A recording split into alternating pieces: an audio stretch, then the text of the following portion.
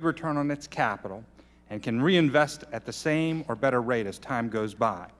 That's a compounding machine which creates great wealth over time. Time here is a concept worth hitting again. Clearly, many successful financial operators have done very well by buying businesses at attractive prices, improving their performance, and selling them for even more attractive prices. There are probably a lot of classes and people here focused on how to do that. What I'm talking about here is the rare case of something compounding year after year after year. Clearly, Berkshire Hathaway stands as the current best example of a business that did this for decades.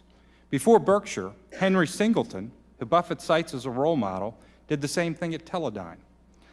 A noted money manager in Houston, Texas, named Fayez Sarofim, was an early investor in Teledyne. People kept asking him, "What is the next Teledyne?" Sarofim was famous for responding, "The next Teledyne is Teledyne." That sort of multi-decade compounding is what I'm talking about here when I talk about the reinvestment dynamics that describe the very best kind of business.